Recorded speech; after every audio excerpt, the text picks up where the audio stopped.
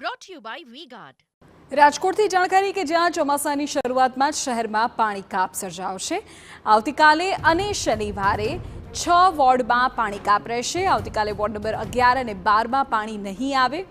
શનિવારે ward number 7, 14, 17 અને 18માં પાણી કાપ રહેશે।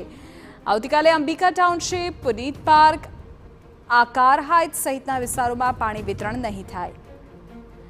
પૂરી જાણકારી અમારા સંવાદદાતા મોહિત ભટ્ટ આપે। રાજમોહિત, શું કારણ સામે આવી રહ્યું છે?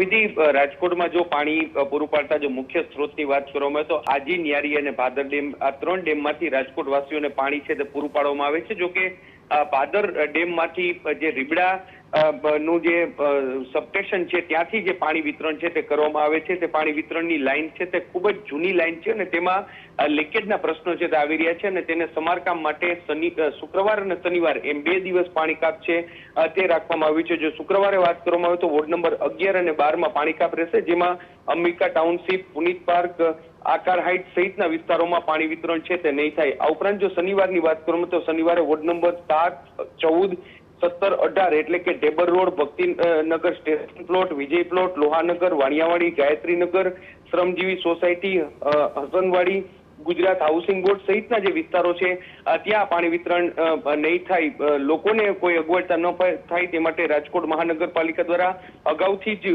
જે પણ વિસ્તારોમાં પાણી કાપ છે તેની જાહેરાત છે તે કરવામાં આવી છે। જો કે 2 દિવસ રાજકોટ દક્ષિણનો જે મુખ્ય ભાગ છે તે રાજકોટ દક્ષિણ ભાગમાં પાણી વિતરણ નહીં થાય ને જેને કારણે લોકોને થોડી મુશ્કેલી પડે તેવી શક્યતા જોવા મળી રહી છે। જી બિલકુલ મોહિત, આભાર તમામ વિગતો બદલ। તો રાજકોટમાં આવતીકાલથી 2 દિવસ ખાસ તો રાજકોટ દક્ષિણના વિસ્તારોમાં પાણી કાપ રહેશે।